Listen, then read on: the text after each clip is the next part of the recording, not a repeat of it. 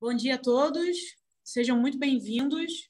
Meu nome é Ana Paula, eu estou como representante do Sindicato dos Gestores Públicos do Estado do Rio de Janeiro, GEST Rio, e nós vamos começar hoje a palestra O Papel dos Gestores Públicos, Perfil e Atuação na Administração Pública, ministrada pela professora Gabriela Lota. Nossa palestra hoje vai ser organizada da seguinte forma. Eu vou passar a palavra para o secretário de Planejamento e Gestão, Nelson, que fará a abertura. Em seguida, eu farei um comentário complementar e passaremos a palavra para a palestrante. Ao longo da palestra da Gabriela, todos aqueles que estão nos assistindo pelo YouTube podem fazer perguntas através da caixa de comentários do YouTube, e ao final da palestra da Gabriela, eu farei as perguntas para ela e ela responderá as perguntas ao vivo por aproximadamente 15 minutos.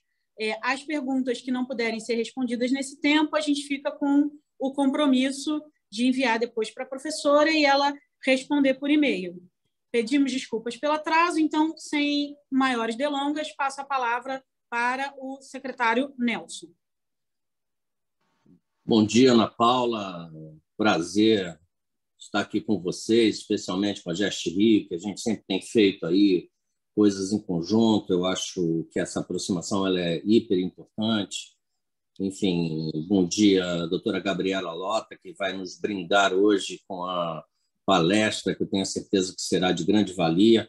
Um tema tão importante e que muitas vezes a administração pública acaba relegando a um segundo plano, né? Sempre se discute temas que são importantes também, como educação, saúde, mas a administração pública ela é fundamental. Me lembro de uma certa feita, o governador Marcelo Alencar, com quem eu tive a honra de trabalhar, eu era subsecretário na área de saúde, e numa discussão que nós tivemos lá com o pessoal da área de saúde, ele falando da importância da gestão pública e que muitas vezes esse papel, aqueles que estão na ponta exercendo acabam relegando isso a um segundo plano, como eu falei aqui, mas que aquilo era importante para o sistema de controle, para um sistema de boa eficiência e eficácia na aplicação dos recursos públicos. Então, eu tenho a certeza, especialmente para a nova geração, que hoje tem uma capacitação muito maior do que dos gestores antigos, mas, ao mesmo tempo, é bom sempre estar aprimorando. E a doutora Gabriela, pelo currículo dela, por si só, ele fala, né, porque a experiência e uma das principais pesquisadoras aí reconhecidas mundialmente. Então, queria, ao mesmo tempo que eu agradecer a doutora Gabriela aí pela oportunidade de estar nos oferecendo aqui essa palestra. Parabenizar você, Ana Paula, e todos da GEST Rio, todos aqueles que estão neste momento assistindo, para que nós possamos ter uma palestra que possa ser muito proveitosa para todos. Então, deixar um abraço a todos e o desejo de um excelente seminário, de uma excelente palestra, para que todos possam aproveitar. Um bom dia a todos e fiquem com Deus. Obrigada, Nelson. Obrigada pelas palavras de introdução. Só complementando, então, o que você falou, essa palestra faz parte do ciclo de palestras organizado pela Secretaria de Estado de Planejamento e Gestão do Rio de Janeiro, em conjunto com o Sindicato dos Gestores Públicos, GEST Rio, e atende uma demanda que nós recebemos dos servidores dessa categoria. Nós realizamos uma pesquisa de clima no final do ano passado, perguntando aos gestores quais seriam as demandas dessa carreira, e uma das questões que eles apontaram foram justamente esses eventos de capacitação e esses eventos de discussão sobre temas pertinentes à gestão pública, né? Entre os temas, né, é importante destacar que a carreira de gestor público é uma carreira com alto grau de formação acadêmica e profissional. Nessa mesma pesquisa que realizamos, foi apurado que mais de 90% dos gestores possuem algum tipo de pós-graduação lato sensu, dos quais... Pede só para um instante para a gente abrir a tua só um minutinho. Acho que agora a câmera abriu, né? Não, só a câmera. Vamos tentar de novo. Agora Pronto, agora a câmera funcionou, né? Às vezes a tecnologia facilita umas coisas e atrapalha outras, né? Então, como eu estava comentando, é uma carreira que possui um alto nível de capacitação. Nessa mesma pesquisa que realizamos, identificamos que mais de 90% dos gestores tinham algum tipo de pós-graduação lato sensu, sendo que 40% deles possuíam pelo menos mestrado e 12% doutorado ou pós-doutorado. Então, a gente tem uma carreira que tem um perfil de busca por formação acadêmica muito intenso, né? Então, exatamente por isso, a palestra de hoje traz uma contribuição muito interessante com a discussão que a Gabriela vai trazer sobre o perfil e atuação dos gestores públicos e uma pegada mais acadêmica, trazendo insights importantes sobre o desenho e a melhor forma de atuação desses profissionais no âmbito do governo do Estado. Espero que seja uma discussão muito proveitosa para todos e todas e que essa seja mais uma de outras palestras que nós continuaremos realizando para o futuro, com o apoio da Secretaria de Planejamento e Gestão do Estado. Nelson, agradeço demais aí o apoio da equipe da CEPLAG, a equipe que está trabalhando para conseguir realizar esse evento. E agora eu vou passar a palavra para a nossa palestrante, a professora Gabriela Lota. Ela é doutora em Ciência Política pela USP e professora e pesquisadora de Administração Pública e Governo da Fundação Getúlio Vargas. Também é mestre e graduada em Administração Pública pela FGV, coordenadora do Núcleo de Estudos da Burocracia, docente da Escola Nacional de Administração Pública, ENAP, e pesquisadora do Centro de Estudos da Metrópole. E, em 2021, a Gabriela foi nomeada como uma das 100 acadêmicas mais influentes do mundo na área de governo pela organização Apolitical. Gabriela, agradeço imensamente a sua participação. Fique à vontade para fazer o uso da palavra e mais uma vez, reiterando, qualquer dúvida que os participantes tenham, pedimos que façam as dúvidas pela caixa de comentários do YouTube da CEPLAG. Gabriela, fique à vontade. Obrigada, bom dia a todos e todas. Queria começar agradecendo muito a Ana Paula pelo convite, por ter viabilizado essa minha participação. Também agradecer ao secretário Nelson e à equipe da CEPLAG pela possibilidade de fazer esse diálogo e parabenizar especialmente o grupo de vocês aí de gestores, é sindicato, associação? Esqueci o nome agora, é sindicato? Sindicato, Gabriela, sindicato. Desculpa, cada um tem um nome, né? Em cada governo é um nome, o agrupamento. Então, parabenizar também o sindicato por essa iniciativa e por trabalhar no fortalecimento da carreira. Na minha fala, vou tentar deixar claro qual a importância dessa carreira hoje para a gente pensar a administração pública brasileira e, no final, vou falar um pouco sobre quais são os desafios que nós temos daqui para frente, né?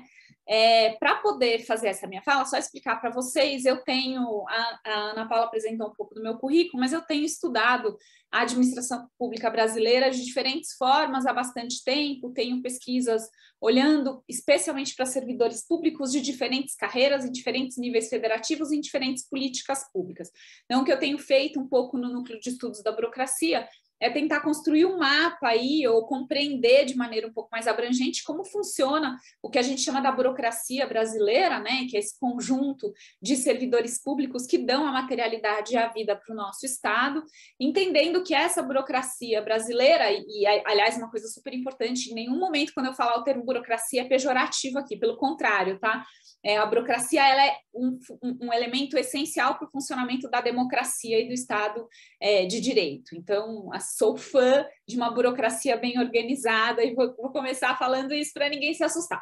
Mas o que eu estava dizendo é que no Núcleo de Estudos da Burocracia nós temos feito um mapeamento de como se constitui a burocracia brasileira nos diferentes níveis e políticas para entender qual é a capacidade, os desafios colocados para essa burocracia para colocar em marcha e implementar o que foi a nossa proposta e promessa do nosso contrato social, a Constituição Federal de 1988, né? Então, vou começar dali para a gente pensar o que é o Estado brasileiro que nós temos, quais são os avanços e desafios que nos foram colocados, e onde é que os gestores e a carreira de gestores entra nesse quebra-cabeça tudo. Né? Então, só relembrando algumas coisas que talvez possam ser óbvias, mas acho que é sempre importante a gente pautar esses elementos. A nossa Constituição, ela propôs um novo contrato social muito diferente do que nós tínhamos antes. Então, primeiro, ela é uma Constituição que redemocratiza, mas ela cria um processo de democracia que também inclui instrumentos participativos e não só a democracia por meio do voto, e quem vai ter que implementar isso é a burocracia brasileira. A nossa Constituição, ela propõe o que a gente chama de um modelo de Estado de bem-estar social, que vai fazer provisão de serviços públicos universais para toda a população. Isso significa a ampliação de serviços de saúde, assistência, educação e vários outros direitos que são garantidos pela Constituição, e precisamos de uma burocracia que execute esses serviços.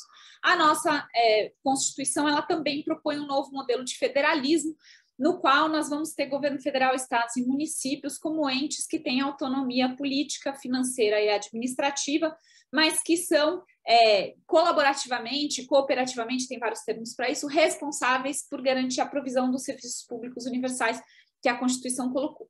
Tudo isso acabou criando um novo modus operandi para a administração pública brasileira, que significa um modus operandi de muita expansão de serviço público, não só quantitativamente, mas também qualitativamente, já vou falar um pouco mais sobre isso, mas imaginem vocês que até a Constituição de 88, nós não tínhamos serviços gratuitos para a população ofertados pelo Estado, sem que as pessoas tivessem carteira assinada ou fossem numa Santa Casa, por exemplo. Hoje nós temos o SUS, que tem como previsão, ou pelo menos a pretensão, garantir serviços universais para 100% da população.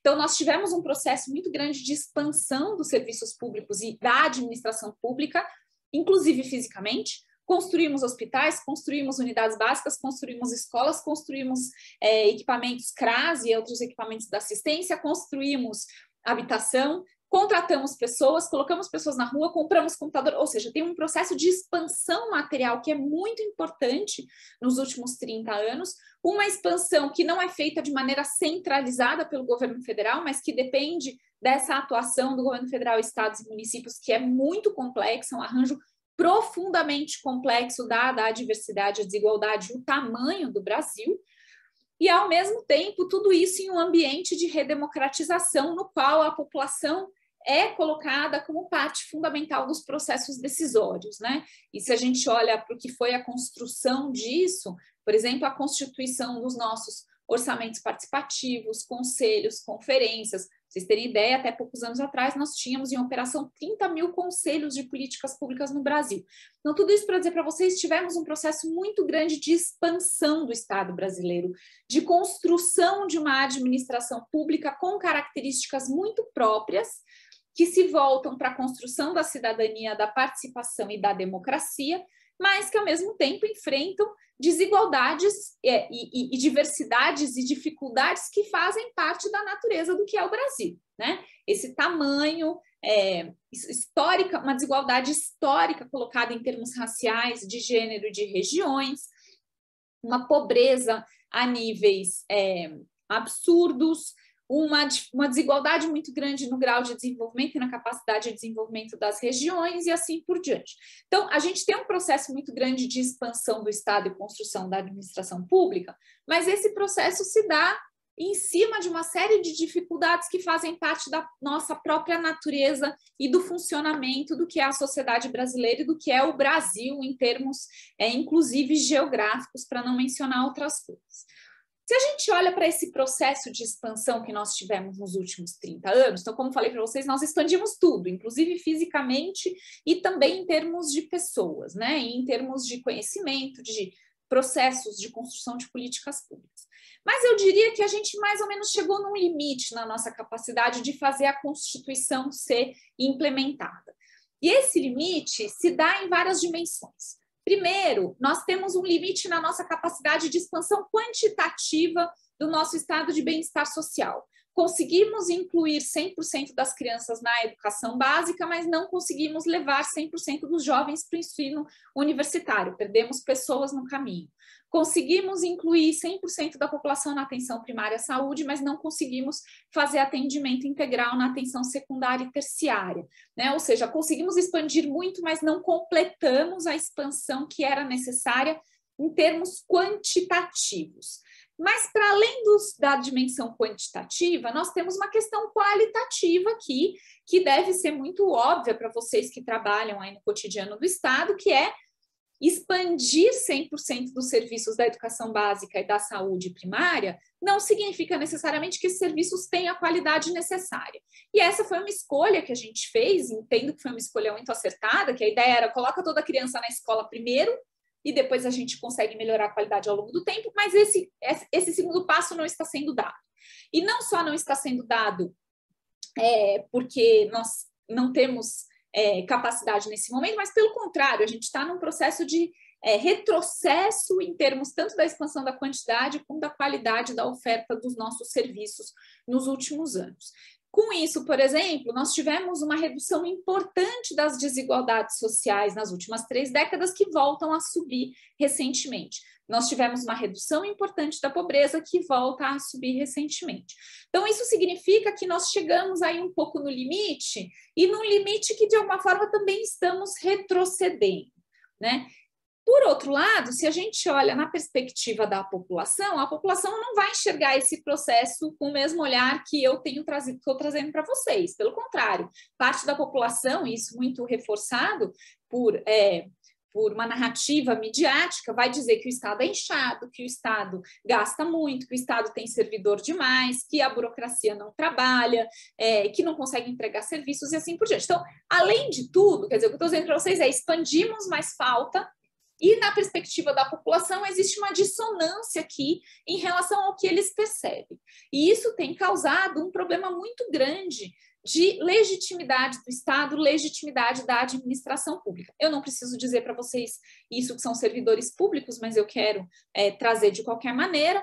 Nós temos visto um ataque cada vez maior aos servidores públicos e ao serviço público brasileiro, não só emanado de parte da população, de parte da mídia, mas também por parte de alguns governantes, né? O que significa que a moral do servidor está muito atacada e está muito afetada nesse momento. Então, estou dizendo tudo isso para vocês para falar, não completamos o que tínhamos que ter completado desde a Constituição, temos desafios que ainda deveriam ser avançados, estamos com alguns retrocessos e da parte da população não se enxerga tudo isso como algo que conseguiu avançar ou que necessitaria de mais investimento. Pelo contrário, né? Parte da população e parte dos governantes vão pautar a ideia de que nós deveríamos diminuir tudo isso, né?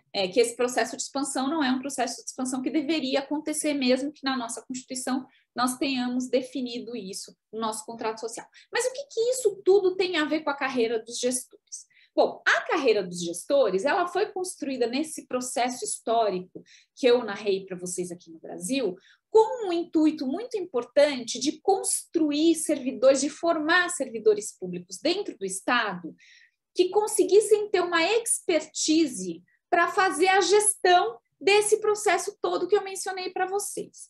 Isso porque lidar com democracia, lidar com solução de problemas complexos, lidar com um federalismo tão complexo, não são atribuições que uma burocracia altamente especializada em temas técnicos seria capaz de fazer. Então, por mais importante que sejam os profissionais da área de saúde e sua formação para atendimento ao público, não necessariamente um ótimo profissional de saúde vai virar um bom gestor de políticas intersetoriais, né? Existe uma diferença no tipo de conhecimento necessário. Então, a construção das carreiras de gestores no Brasil, que vai remontar lá à década de 80, mas com expansão importante em meados dos 90 e principalmente dos 2000, ela foi pensada à luz de carreiras internacionais como uma carreira que conseguisse fazer esse processo de expansão da administração pública brasileira com qualidade para garantir os princípios que foram propostos pela nossa Constituição Federal de 88. Então, estou dizendo isso para vocês para fazer a seguinte ponderação. A carreira de gestores, tem o nome que ela tiver nos estados, já vou falar um pouco sobre isso, ela é fundamental para a construção e a consolidação do que é o nosso estado de bem-estar social proposto pela Constituição Federal de 88. Porque, caso contrário, nós teríamos apenas uma expansão de uma burocracia estatal especializada e setorializada, que não conseguiria nem fazer as amarrações federativas necessárias para o que é o funcionamento do Brasil e nem conseguiriam fazer as amarrações intersetoriais que são necessárias para resolver os problemas complexos com os quais nós temos que lidar no caso brasileiro. E eu vou arriscar falar uma coisa que eu não posso ter evidência para fazer isso, mas eu tenho um feeling, que é dizer, parte do nosso processo de estagnação da expansão, da implementação da nossa Constituição, tem a ver com termos parado com a nossa aposta de qualificar a administração pública brasileira, inclusive com a carreira de gestores. Acho que isso ajuda a explicar parte da nossa estagnação e dos retrocessos que temos vivido, mas eu vou tentar avançar um pouco mais nessa minha hipótese com vocês aqui ao longo da minha fala. Bom, Gabriel, pedimos desculpas aí pelo problema com o som. Aparentemente a gente estava com algum tipo de retorno e ao tentar corrigir o ruído no fundo, nós acabamos tirando o som da professora Gabriela. Eu vou repetir só um pedacinho para vocês poderem juntar as frases, tá? Porque senão fica fora de contexto. Não, só um pedacinho da hipótese, porque eu parei bem na hipótese, né? E uma das hipóteses que eu queria discutir com vocês aqui ao longo dessa fala é que eu acho que parte da estagnação e do fim da expansão da implementação da nossa Constituição tem a ver justamente com nós pararmos de investir na construção do que é essa administração pública mais qualificada, que inclusive, né, que inclui os gestores e as carreiras dos gestores, tanto em nível federal como subnacionais. E por que eu estou dizendo isso? Porque a carreira, as carreiras, né, eu vou chamar aqui de carreira de maneira genérica, elas têm algumas diferenças, mas a base geral é a mesma. Essa carreira de gestores, ela foi construída com a ideia de você ter um perfil de servidores públicos com uma qualificação muito diferente, muito mais alta, muito mais qualificado do que a média dos outros servidores, com bastante interesse de permanência no Estado, então que não fossem pessoas que tivessem alta rotatividade, portanto, que tivessem salários um pouco mais da elite da burocracia brasileira, e que tivessem uma expertise nos sistemas de coordenação. Quer dizer, a sua grande especialidade não é saber saúde, educação, assistência, habitação ou segurança. A sua grande especialidade é saber coordenar, é saber articular, é saber negociar, é saber costurar e é saber gerenciar políticas públicas nesse ambiente complexo que nós temos. E na medida em que a gente enfraquece essas características e essas competências dentro da administração pública, a gente também enfraquece a nossa capacidade de fazer políticas públicas mais complexas e políticas públicas com maior qualidade. Isso é um pouco que eu quero defender com vocês. Bom, eu queria discutir agora um pouco mais com vocês o que são essas características que foram pensadas originalmente para a carreira dos gestores. Internacionalmente, em geral, essas carreiras elas são chamadas, inclusive na sua origem, de dirigentes públicos. O que é um dirigente público? É alguém que teria a capacidade justamente de fazer esses processos de coordenação e de dirigir a administração pública e o Estado, mas não de maneira politizada, quer dizer, não é o político ou o indicado político que tem também a sua função em termos de dirigir, né? Mas sim alguém que fica no Estado ao longo do tempo e consegue garantir uma continuidade nas políticas públicas porque ele permanece. Quais são essas características dos dirigentes públicos? Primeiro, dirigentes públicos teriam que ter como característica e função primordial a capacidade de integrar políticas públicas. Isso significa a nossa capacidade, o que a gente chama, dentro do conceito de políticas públicas, de construir políticas complexas para resolver problemas complexos. Claro que você tem lá um monte de gente especializada, de novo, saúde, educação e assistência, fazendo políticas específicas, mas para a gente combater a fome, por exemplo, não adianta a assistência distribuir cesta básica e a saúde só fazer acompanhamento domiciliar e a educação pensar em outra coisa. Enquanto você não tiver uma integração dessas áreas, a gente não consegue resolver um problema complexo. A gente fica só enxugando gelo. Então, uma das características fundamentais do perfil e da atuação das carreiras de gestores é justamente desenvolver essa capacidade de integração intersetorial, de construir intersetorialidade, de articular áreas diferentes, de conseguir fazer conversas, de conseguir transitar entre conhecimentos distintos para promover a integração e a resolução de problemas complexos. Tem uma tese muito bacana de um ex-aluno, um ex-doutorando da GV, que hoje, inclusive, é gestor na Prefeitura de São Paulo, o Lucas Ambrosio. Ele estudou a carreira dos gestores federais e vai mostrar como algumas das políticas mais intersetoriais que nós temos no Brasil foram concebidas originalmente por gestores, porque eram pessoas que tinham trabalhado em diferentes ministérios, se conheciam, pensavam o problema a partir dessa complexidade, dessa integração, e com isso conseguiram, por exemplo, construir o desenho do Bolsa Família, entre outras políticas. Então, o primeiro elemento fundamental da carreira é essa capacidade de construir integração, de construir intersetorialidade, que é essencial para a resolução de problemas complexos. Uma segunda capacidade importante da carreira seria, para além da intersetorialidade, a capacidade de resolver problemas que fazem parte do funcionamento da administração pública, muito setorializada, não só em termos de política pública. O que eu estou dizendo aqui? Hoje, por exemplo, vocês devem viver muito esse processo, nós temos tido um fenômeno que alguns autores vão chamar de apagão das canetas, que é ninguém mais quer tomar decisão. As pessoas largam mão da decisão porque elas têm medo dos órgãos de controle, elas têm medo de colocar seu CPF na reta, elas têm medo de serem punidas pela decisão tomada.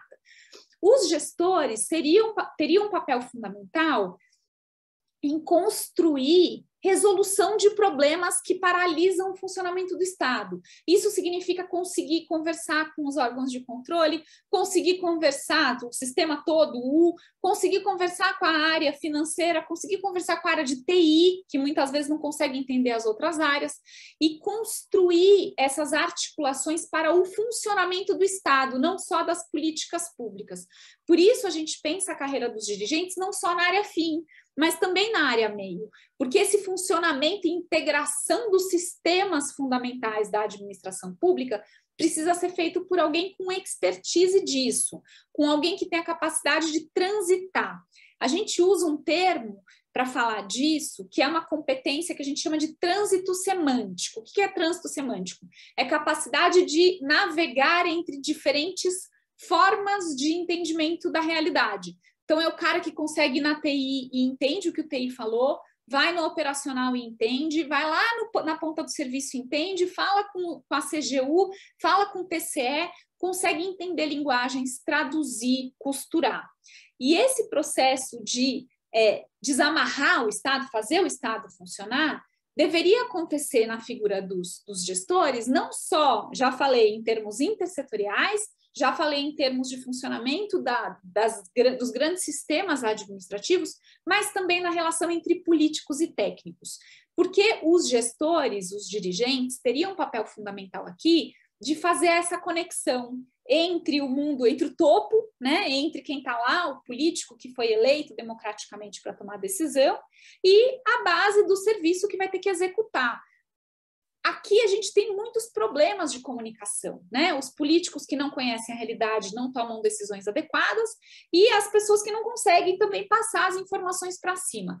Gestores foram pensados também com essa capacidade de fazer uma tradução entre o mundo político e técnico, de conseguir circular e transitar não só dentro da administração pública, mas também com o mundo da política. E eu não estou falando de politização da burocracia aqui, eu estou falando da capacidade de costurar soluções necessárias para fazer o Estado funcionar. Além disso, a carreira de gestores foi pensada para conseguir munir a administração pública de processos, rotinas, informações e meios de decisão que qualificassem a administração pública brasileira. E isso porque gestores têm como papel fundamental pensar, por exemplo, indicador, sistema de monitoramento, avaliação de desempenho, formas de incentivo e de indução, enfim, pensar essas coisas que fazem parte do cotidiano do Estado, mas que, se não são bem pensadas, também viram uma paralisia no funcionamento da administração pública, né? Então, gestores têm um papel também fundamental de qualificar a máquina administrativa, tendo como especialidade a gestão. Eu nunca vou esquecer uma entrevista, a gente fez uma vez uma pesquisa com gestores envolvidos no Bolsa Família. E uma das coisas que apareceu na entrevista é que quem pensou foi uma gestora que originalmente foi convidada para coordenar o desenho do Bolsa Família, a Rosane Cunha. Ela faleceu alguns anos atrás, infelizmente. E a Rosane, quando ela foi montar a sua equipe, ela trouxe um monte de gente de áreas diferentes, todos gestores, que não conheciam nada de assistência social. E quando perguntada, tanto para ela como para os outros gestores, por que vocês foram convidados para trabalhar numa política social se vocês não conhecem assistência social? A resposta de todos eles era: mas eu sou muito especialista em gestão.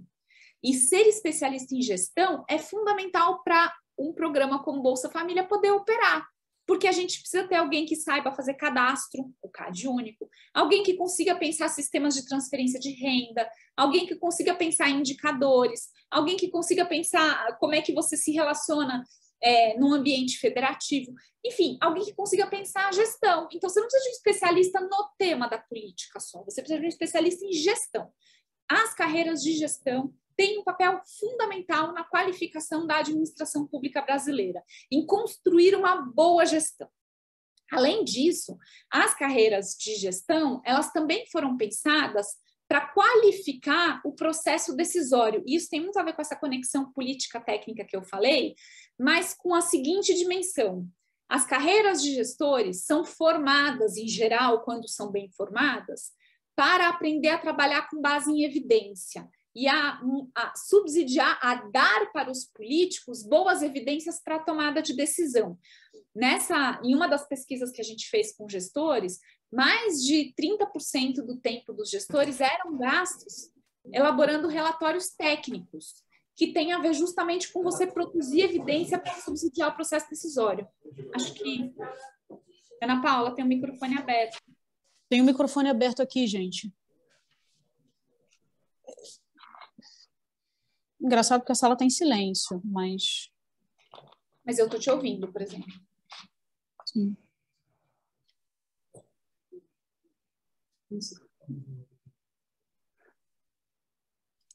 Tem uma pessoa extra aí na sala, a gente vai tirar ela. Tá bom.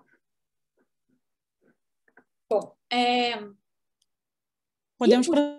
Tá bom. Então, falei de várias capacidades que os gestores deveriam ter e para que eles foram pensados, né?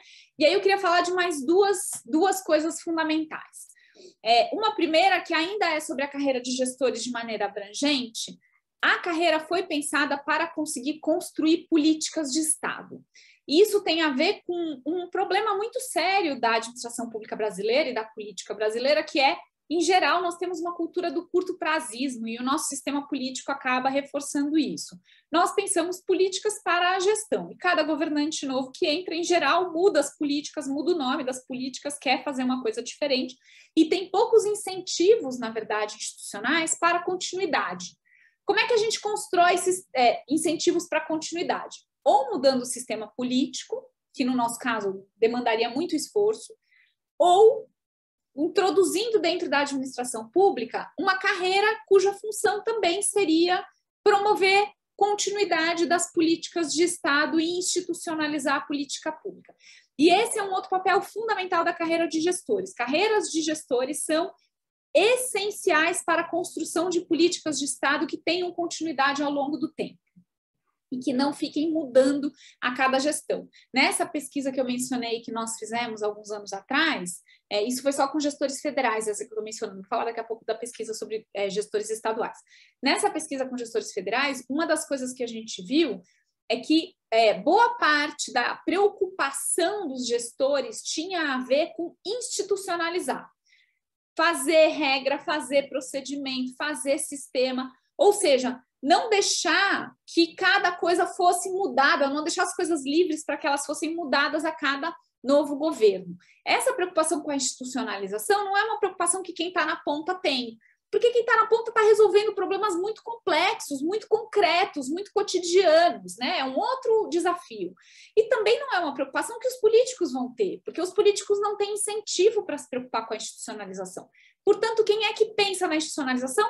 Os gestores. As carreiras de dirigente é que garantem a continuidade. E se a gente olha para o Estado brasileiro, por que a gente teve 20 anos de continuidade do Bolsa Família? Por que a gente tem quase 30 anos de construção do Sistema Único de Saúde? Por que a gente teve décadas de construção de algumas políticas que permanecem, mesmo passando por governos diferentes? Se vocês olharem na história dessas políticas, vocês vão encontrar gestores envolvidos nelas. Porque tem a ver com essa coisa do processo de institucionalização e a preocupação com a institucionalização. Agora eu queria falar de um último papel fundamental dos gestores, que aí não tem a ver com a carreira federal, mas tem a ver com a carreira estadual.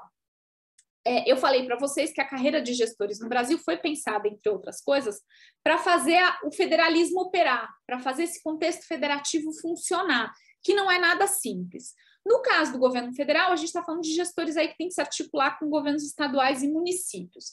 Mas no caso dos governos estaduais, os governos estaduais, na nossa Constituição, eles ganharam um papel, que muitos não fazem, mas ganharam esse papel, de construir processos de fortalecimento regional e municipal. Então, como nós temos no Brasil um federalismo muito difuso, né, um federalismo com 5.500 municípios, alta desigualdade, mais de 50% dos municípios com menos de 20 mil habitantes, não daria para cada município fazer política sozinhos. Não dá para esperar que o município acorde sem ter burocracia, sem ter sistema, sem ter dinheiro, e um dia fale, a partir de hoje eu vou implementar uma política inovadora. Impossível. Então, caberia aos governos estaduais fazer um papel de indução, apoio, fortalecimento e construção de capacidades dos governos municipais. Isso tem sido feito com altos e baixos desde a Constituição, não vou entrar muito nessa discussão, mas o que eu queria dizer é, quando as carreiras de gestores nos estados foram construídas, uma das suas funções também era conseguir fazer essa ação articuladora, coordenadora e de construção de capacidade com municípios e regiões subestaduais, né? De novo, em alguns lugares isso avança muito, em outros lugares avança menos, mas gestores têm um papel fundamental de fazer o federalismo operar. Porque, volto, políticos não têm incentivos para fazer isso. Burocratas de nível de rua, burocratas da ponta de serviço, não têm nem conhecimento, muitas vezes, sobre isso e nem capacidade de intervir.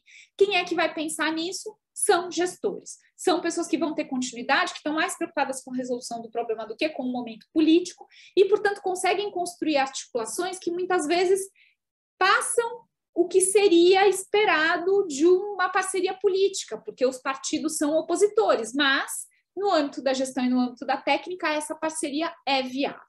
Então, dito isso, o que eu estou fazendo aqui com vocês é mostrar que as carreiras de gestores foram construídas no Brasil com muitas funções que são essenciais para a construção da administração pública brasileira e para garantir a implementação daquilo que a nossa Constituição Federal propôs. E quando a gente olha para o que foi esse processo de construção das carreiras, eu diria que, em grande medida, a gente avançou bastante, embora a gente tenha estagnado. E aí isso vai ser meu último ponto. A gente fez recentemente 3 anos atrás, a gente fez um levantamento de perfil dos ocupantes das carreiras de gestores nos estados. A gente aplicou uma survey, imagino que alguns de vocês tenham respondido.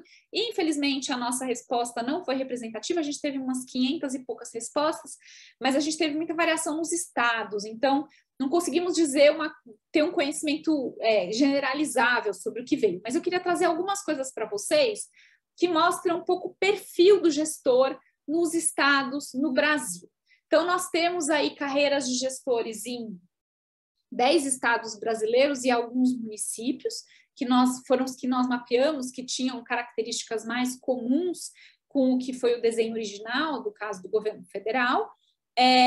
Nós temos o município de São Paulo, fez recentemente também um concurso, agora chamou a última leva das pessoas, então teve um processo de expansão aqui também na Prefeitura de São Paulo, mas a gente fez esse levantamento só com os níveis, só com os gestores dos estados. E o que eu queria dizer para vocês são alguns dados que mostram um pouco qual é a cara dos gestores hoje que nós temos nos estados. Primeiro, gestores são jovens. Então, a grande maioria, mais de 80% deles, tem entre 24 e 47 anos. Isso significa que nós conseguimos trazer para a administração pública pessoas que estão numa idade profissional ainda muito ativa, com muita capacidade de absorção de novos conhecimentos e de formação, isso é um elemento fundamental para formar aquelas características que eu falei para vocês, e que vão ficar no Estado bastante tempo. Isso é muito importante para a consolidação do que eu falei das carreiras de Estado. Então, nós não estamos atraindo ou contratando pessoas que estão há 5 ou 10 anos de se aposentar, que é uma coisa que acontece com muitas carreiras, viu, gente? Principalmente carreiras de elite do serviço público. Tem muita gente que acaba uma carreira, fui um advogado por muitos anos, tive um escritório, acabei meu escritório, estou aposentado do escritório e vou prestar um concurso na área jurídica para ganhar uma aposentadoria depois, para trabalhar os meus últimos anos profissionais e ainda ter a aposentadoria do serviço público. Isso não é incomum em várias carreiras, mas é incomum na carreira dos gestores, tá? A carreira dos gestores tem um perfil médio muito jovem, o que significa que nós temos que apostar nessas pessoas, porque essas pessoas podem ficar muito tempo dentro do Estado. E, ao mesmo tempo, se essas pessoas se desmotivarem, elas podem sair do Estado e começar uma nova carreira. E a gente não quer que isso aconteça. Isso vai ser um dos desafios que eu vou trazer daqui a pouco. Além disso, a carreira dos gestores é uma carreira muito igualitária em termos de gênero. E isso é uma ótima notícia. Nós temos praticamente 50% homens e 50% mulheres. A gente só está pegando homem e mulher aqui. A gente não dividiu em outras possibilidades. O que é muito bom e muito diferente de outras carreiras, tá? Se a gente pega a carreira na diplomacia, por exemplo, ou carreiras de controle ou carreiras da área fiscal, essas carreiras são majoritariamente masculinas. A carreira dos gestores está conseguindo ter um equilíbrio, e isso é importantíssimo para o fortalecimento da administração pública se a gente acredita que a burocracia deve representar o perfil populacional. Isso cai um pouquinho quando a gente olha para a dimensão da raça. Então, na média dos nossos dados, 40% dos gestores 60% são brancos e 40% entram nas outras qualificações não brancos, né? O que significa que nós temos uma presença majoritariamente branca, o que não representa a população brasileira, mas é melhor do que outras carreiras onde você tem cotas muito pequenas para negros ou para a população indígena. No caso dos gestores, a gente tem está muito mais ponderado do que outras carreiras, mas aqui é uma coisa ainda para ser melhorada. Como a própria Ana Paula falou, nós temos, no caso dos gestores, no nacional, na nossa survey nacional, e isso o Estado do Rio também representa, como a Ana Paula trouxe o dado, 90% dos gestores têm especialização, mestrado ou doutorado, ou seja, são pessoas altamente qualificadas. E isso é um ponto de atenção, quer dizer, a gente quer gente altamente qualificada, mas gente altamente qualificada, trabalhando numa carreira que paga mal e é pouco valorizada, vai para o mercado e vai receber um salário muito melhor. E a gente não quer que essas pessoas saiam, a gente quer que essas pessoas fiquem, que elas transitem, que elas fiquem dentro do Estado e construam políticas de Estado. Então, esse é um ponto para a gente ter atenção de como garantir a manutenção dessas pessoas. Também temos uma experiência profissional muito diversa, o que é ótimo. Então, nós temos desde advogados, passando por engenheiros, administradores públicos, sociólogos ou cientistas sociais de maneira genérica, mas também temos médicos, dentistas, engenheiros.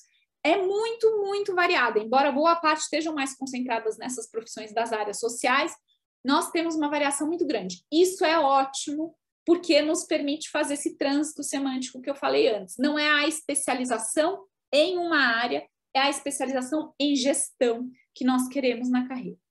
Além disso, quando a gente olha para o tipo de tarefa e trabalho que os profissionais fazem, os gestores têm uma variação muito grande. Isso é bom, não é ruim, e é ruim. Vou falar por quê.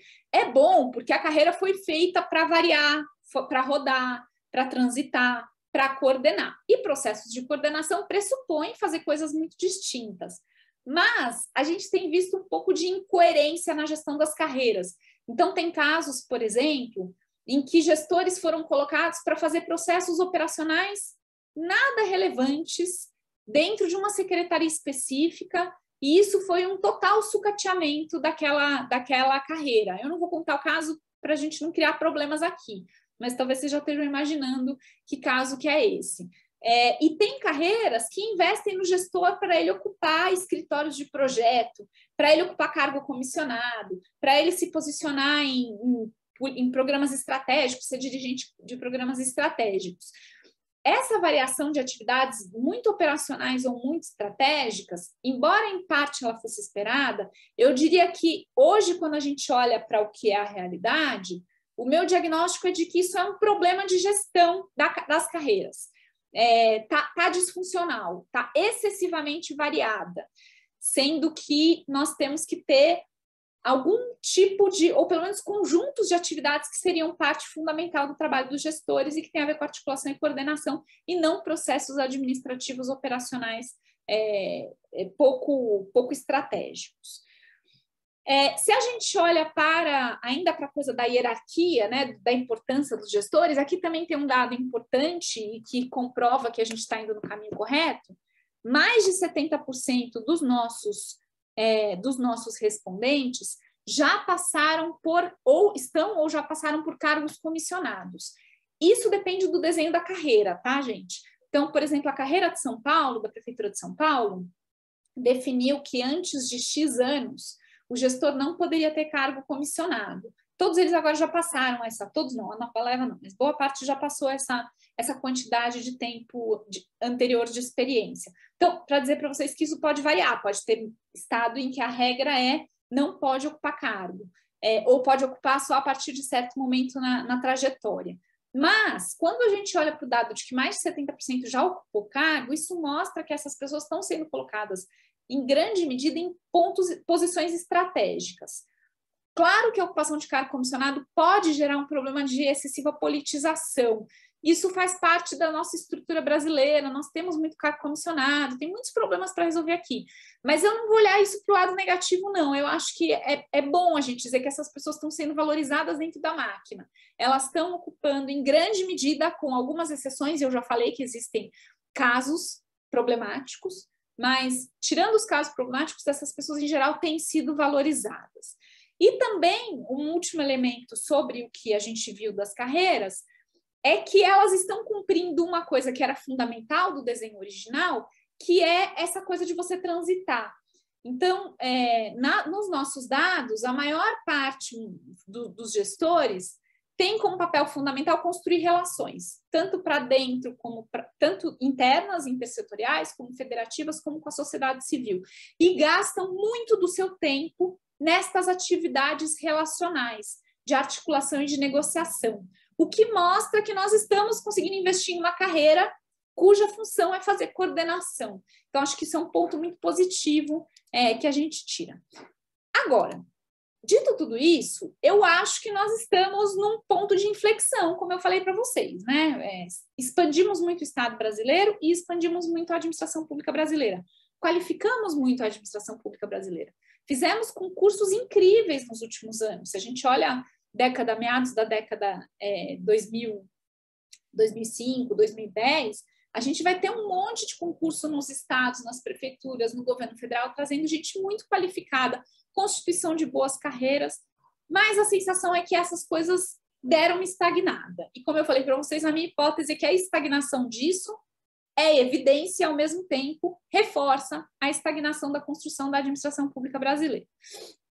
Nós não temos feito mais concursos, nós não temos investido na melhoria das carreiras que nós temos vários problemas de gestão de pessoas no serviço público e assim por diante. Eu queria trazer alguns desses desafios, porque eu acho que esses desafios, eles são o nosso ponto de inflexão. Se a gente quer conseguir construir uma administração pública brasileira que implemente a Constituição Federal de 88, a gente tem que enfrentar esses desafios e voltar à marcha acelerada aí, que tem a ver, inclusive, com fortalecer as carreiras de gestores. Então, precisamos ter mais gestores. Eu não sei como está o caso do Rio de Janeiro atualmente, eu sei que no caso da Prefeitura de São Paulo, eles convocaram agora uma leva importante. No caso do governo federal, não tem concurso há muitos anos. No caso do governo estadual, nunca mais teve. Teve um e a carreira ficou completamente estagnada. Então, o que eu tenho de evidência, e eu tenho alguns casos, eu não estou acompanhando todos os casos, então pode ser que eu esteja equivocada, mas o que eu tenho de evidência é que quase ninguém está investindo na contratação de novos gestores, né? E isso é um problema porque pessoas saem, pessoas se aposentam, pessoas tiram licença, pessoas vão fazer doutorado fora, a gente precisa repor essas carreiras. Mas mais do que isso é um problema porque nós não tínhamos consolidado a expansão.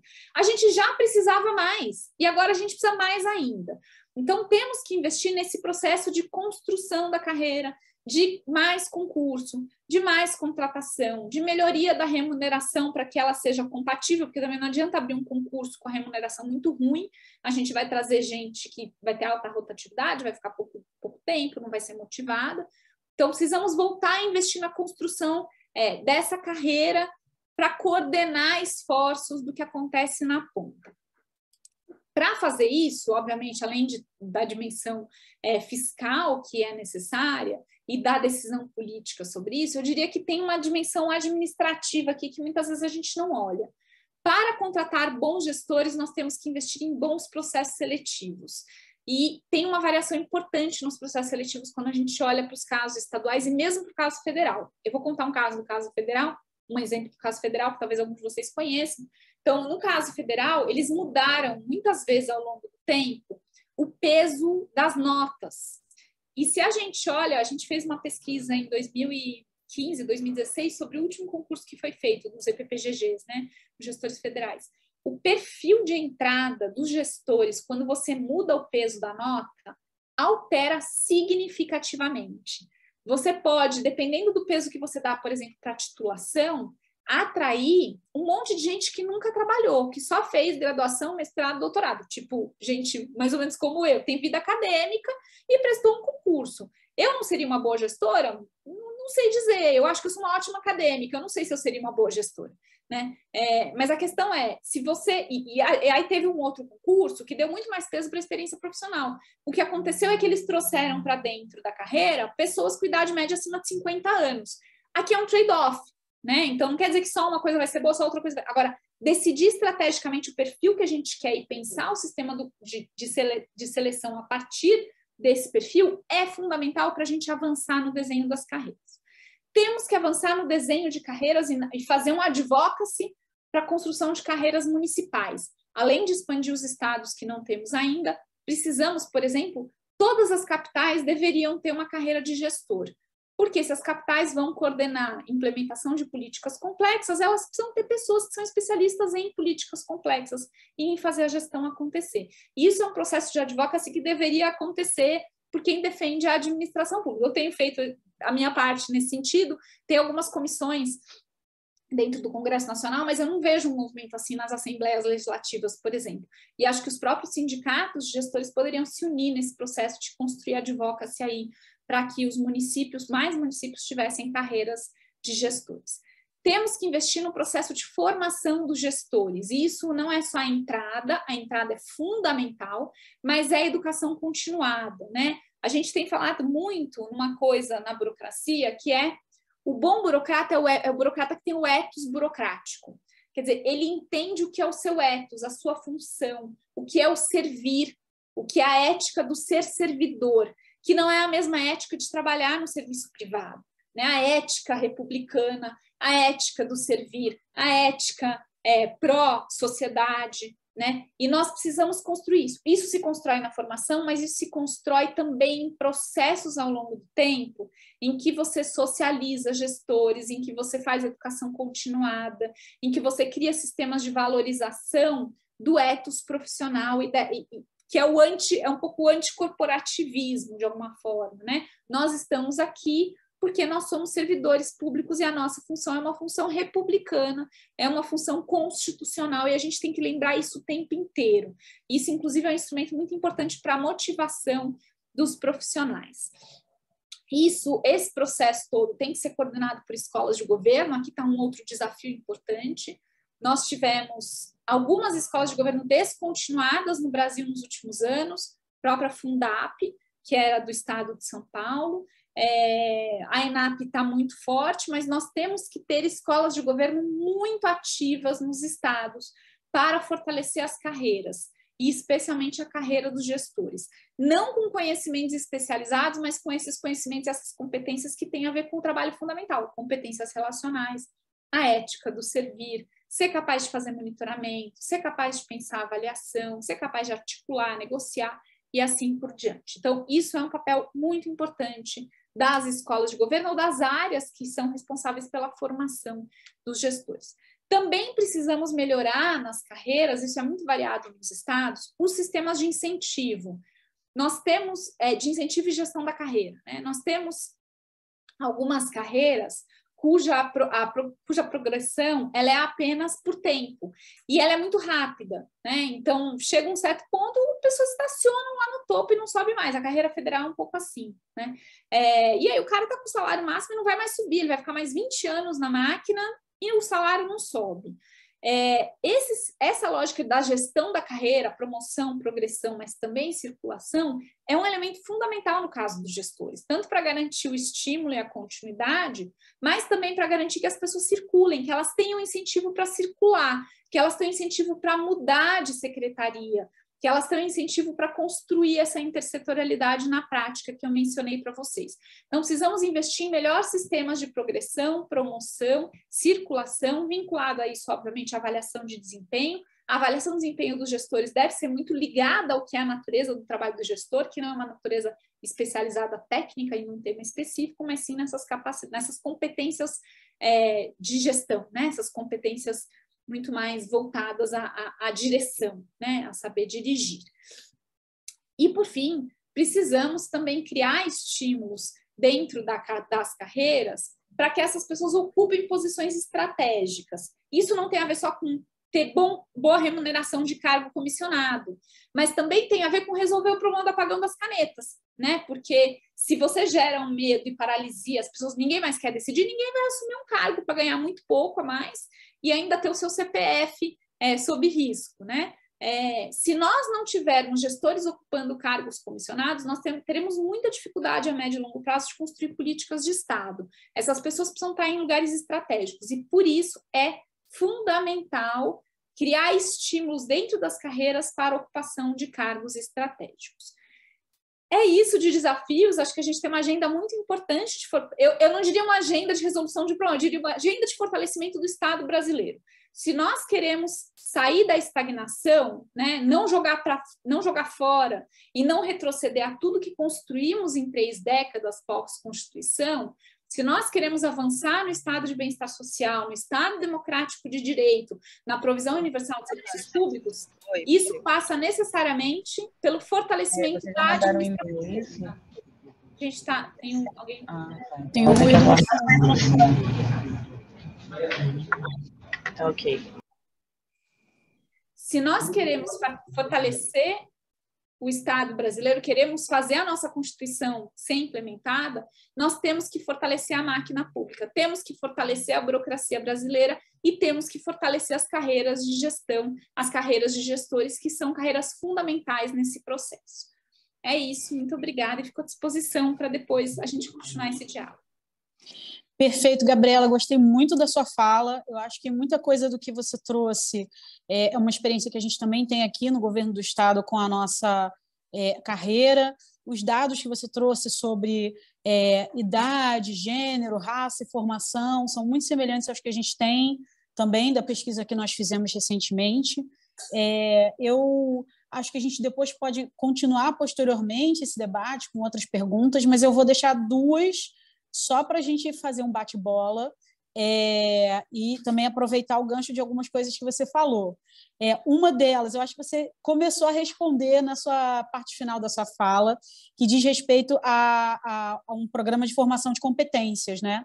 Também é um diagnóstico nosso de que a gente precisa de um programa de capacitação continuada, conectado com essas funções que os gestores públicos exercem dentro da administração, mas eu queria saber se tem algumas competências que você enxergue que seriam mais interessantes para esse programa de formação continuada, considerando essas funções múltiplas que os gestores públicos exercem. E a minha segunda pergunta diz respeito ao exercício de cargos de coordenação e liderança. Se você considerando a experiência que você tem, né, das outras carreiras de gestores, se você considera interessante designar algumas funções públicas que sejam exclusivas da carreira de gestor público dentro do Estado. Então, vou deixar só essas duas provocações e depois a gente continua fazendo um diálogo depois, talvez uma sessão de tirar dúvidas específica depois, né? Acho que talvez seja interessante. Legal, Ana Paula. Ótimas perguntas. Eu diria assim, claro que competências são muitas, várias são importantes e necessárias, mas assim, pela minha experiência, especialmente eu sou professora da ENAP, né? Você falou isso na minha apresentação, eu dou aula na ENAP há, sei lá, 13 anos, fui professora há mais de 10 anos na Fundap, já dei aula em escolas de governo do Brasil todo, enfim. Por essa minha experiência em formação de pessoas que estão em carreiras de gestão, eu diria que, para mim, tem 2 aspectos fundamentais na educação continuada, que são 2 aspectos que as pessoas não nascem sabendo e a formação universitária não forma. Primeiro, competências relacionais. Gestores passam, a gente fez um mapeamento do tempo, 80% do seu tempo em reunião. Isso não é ruim, isso é a natureza do trabalho. Agora, você bota para fazer reunião uma pessoa que não sabe negociar, não sabe escutar o outro, não tem empatia, não consegue, por exemplo, pensa um gestor para coordenar um conselho, uma reunião com a sociedade civil, uma pessoa que não tem escuta, acabou a participação, né? Então, essa coisa de desenvolver competência relacional, curso de faculdade não faz isso, necessariamente. Não é uma coisa que a gente nasce sabendo, tem gente ótima nisso, tem gente que não é péssima, mas é uma coisa que eu assino, assim, tenho certeza, 99,9% dos gestores vão ter que fazer isso. Então, que a gente ensine isso, que a gente ensine a negociar, que a gente ensine competências, atitudes e habilidades que têm a ver com negociação, escuta, empatia, conversa, linguagem, enfim, para mim esse é um ponto fundamental que, volto ao que eu estava falando, nós não conseguimos selecionar por isso. Se a gente pudesse ter processos seletivos melhores, isso teria que ser um ponto fundamental da seleção. Igual o professor tinha que ser selecionado por saber dar aula, e não é, gestor tinha que ser capaz de ser selecionado por saber se relacionar, e não é. Já que não é, que os programas de formação investam muito nisso, tá? E uma segunda dimensão, que também curso de faculdade não ensina e concurso não pega, e é fundamental para o Estado, e eu digo isso hoje mais do que eu diria ainda alguns anos atrás. Precisamos ter programas de formação desse ethos público que eu estava mencionando. O que é a ética do serviço público? O que é você ser um servidor? A diferença entre o servidor e o político? Qual é a sua... Até onde você pode ir? Sabe aspectos assim de você relembrar o servidor da sua função, do seu papel? Muitas pesquisas internacionais vão associar a motivação do servidor ao que a gente chama de Public Service Motivation, que são critérios que têm a ver com você achar que a sua função é uma função importante. Você ajuda a sociedade. E as pessoas entram no serviço público motivadas por isso. A questão é, isso se perde ao longo do tempo, porque a gente passa o dia inteiro resolvendo problema pequeno assim, apagando incêndio. E aí, ao apagar incêndio, você esquece que você está ajudando alguém a conseguir acessar direitos, você está ajudando alguém a ter cidadania, você esquece isso. Então, a gente precisa ter programas de formação que retomem isso o tempo inteiro, sabe? E não é formação sala de aula, o professor está lá falando e ela não está ouvindo. Uma das coisas que eu tenho feito nos cursos da ENAP, a gente tem levado alunos para vivenciar a realidade de políticas municipais. Vai lá senta lá do lado do cadastrador do CAD único e vê o que ele passa. Vai conhecer a população. Vai para o meio da Amazônia entender o que é a biodiversidade antes de fazer a política pública, né? Então, essa coisa de você desenvolver uma conexão com o público. Eu acho que isso, para mim, é o segundo aspecto fundamental de um programa de formação. E sobre a sua outra pergunta, eu sei que isso é muito, enfim, é muito disputa, mas eu diria o seguinte, o Brasil tem um excesso de cargo comissionado, e principalmente descendo a hierarquia, excesso, deveríamos ter um corte importante na quantidade, mas mais do que a quantidade, nós temos um problema de falta de critérios para a ocupação dos cargos comissionados. Dito isso, eu diria que existem certos cargos, e não é por ser cargo comissionado, mas é pelo papel da liderança, que deveriam sim ser exclusivos de carreiras de gestão. Então, se a gente pensa, isso foi feito, por exemplo, alguns anos atrás, o governo do Espírito Santo fez isso. Quando desenhou os projetos prioritários, quem era o chefe do escritório do projeto prioritário era um gestor, porque esse cara vai ficar, ele entende o que é projeto prioritário, ele entende o que é estratégia, ele conhece as pessoas das secretarias, ele sabe fazer indicador. Então, eu acho que alguns cargos de liderança, sim, deveriam ser de exclusividade. E eu não estou sendo corporativista aqui, não, mas eu acho que tem a ver com uma competência que vocês têm e que vocês vão continuar tendo. Mudou o governo e vocês continuam tendo, né? Então, acho que sim. Gabriela, agradeço demais as respostas. Eu gostaria de ficar aqui a manhã toda, mas a gente vai ter que encerrar. E vou passar a palavra, então, ao Rafael para fazer o encerramento da nossa palestra hoje. Bom dia, Gabriela, Lota, bom dia, Ana Paula, bom dia a todos. Pessoal, muito obrigado pela presença de todos vocês aqui na nossa apresentação. Eu gostaria de agradecer também a Ana Paula e a GEST Rio por ter essa contribuição, tanto para o Estado, em termos de política pública, mas também em relação ao fomento das carreiras de Estado e corroborando com a fala da nossa ilustre palestrante, que já fica aqui o convite para retornar quantas vezes for preciso e necessário. A gente já faz o convite para a Gabriela Lota poder voltar aqui e estar conosco novamente na CEPLAG para poder comentar um pouco mais sobre a administração pública. Muito obrigado a todos e um bom dia.